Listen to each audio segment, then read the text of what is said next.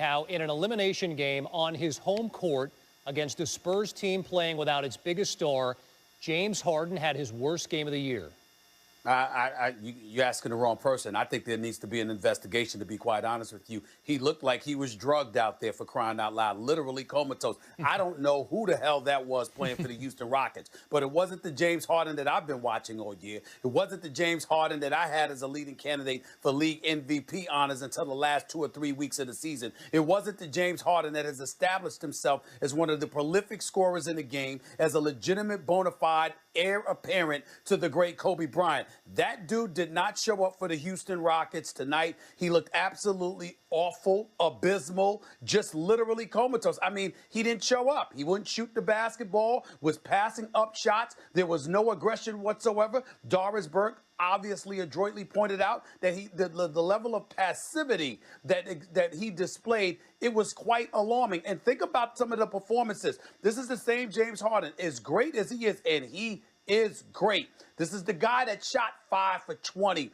in a game 6 against the Clippers when he ultimately ended up on the bench and the team with Dwight Howard and Corey Brewer, and those boys came back from a 19-point deficit and outscored the Clippers 49-9 without him on the floor. This is the same James Harden that committed 12 turnovers in a Western Conference Finals game that same year in 2015 against Golden State. This is the same James Harden that shot 2 for 10, not just in game 3, but I'm sorry, not just in game 4, but in game 5. Actually, I'm sorry, games 2 and 3, game 3 and 4, I'm sorry, against the Miami Heat when he was in the finals and there was an APB out for his game in those 2 games. This is that James Harden.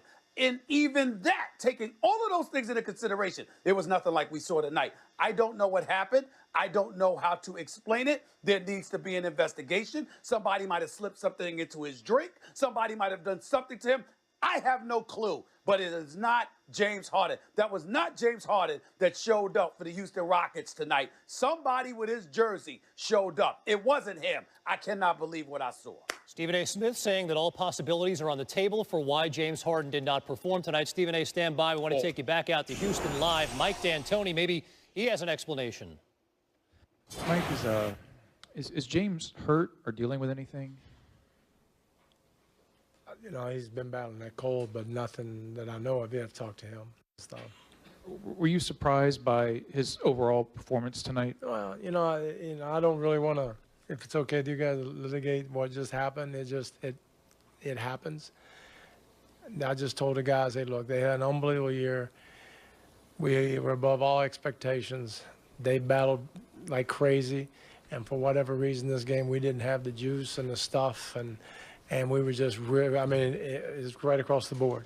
So we'll figure that out and get better this summer, and then and come back and do it again. Now I told them it was a pleasure coaching them. They tried to do everything they could to make it a great year. They did it, and I'm proud to be their coach. And I've got nothing negative at all to say. I know they feel as bad as I do, and this is going to hurt and linger, but hopefully it'll spur us on to, you know what, we know where we got to go. We got to get better next year. All right, Mike D'Antoni trying to put a happy face on a bad end to the season here, and it was a good regular season for sure. Stephen A. Smith rejoins us again. Stephen A., you went chapter and verse on Harden in big games not performing well. So what does that tell you about the player? Well, listen, he's a superstar talent. Let's be very, very clear about that. But this is just a very bad night that's going to stain and taint his resume for a long time to come. Sometimes when you are a star in this league, what happens is this. We're waiting for the big moment. We're waiting for you to shine. And how you perform in that moment matters to everybody because it solidifies and validates or invalidates everything that's been talked about as it pertains to you. Perfect example, hypothetically speaking. If this were with Russell Westbrook tonight, what do you think would have happened? He probably would have dropped 60. That's the kind of competitor he is. There's no way on earth that he's going to go the entire first quarter without taking a shot or having, inferior teammates looking at him and saying, damn, we thought you were going to shoot the ball. I can't believe you didn't shoot it. Russell Westbrook's not going to allow that kind of stuff to happen. Most superstars would never allow that stuff to happen. There was a Kobe moment once upon a time where it happened in a Game 7 against the Phoenix Suns, but outside outside of that, and that was in the first round series, but outside of that, that's about it. And we're not going to say but too much about a 5-time champion. In the case of James Harden, he is a superstar talent. He has played like a superstar all year. He deserves all the praise that myself and many others have given him. But on this particular night, sitting here with you, talking on national television, on SportsCenter, I've had 5 Hall of Famers, 5, text me and literally have accused James Harden of quitting. I don't know what to say to that because I think that's a bit excessive. But they're Hall of Famers who are champions, who know what it's required, who knows what it takes, and they are literally texting me right now. He quit, Stephen A. He quit. This is what they're saying. This is a very, very bad night for James Harden. And because it's the series clincher, it's the kind of stuff that's going to stay with him, not just the entire off season, but into next season. These are the kind of things that happen when big moments require big performances. And it's not about playing bad. It's that he appeared passive and completely no show. That's the problem with this. I don't know how he gets over this anytime in the foreseeable future. This is a very sad night. Looked like he deferred, didn't take the ball to the basket, some of the signatures of his game. Stephen A., at one point in the first half, the Spurs had Patty Mills, DeJounte Murray, Kyle Anderson, David Lee, and Jonathan Simmons on the floor, and they were running them.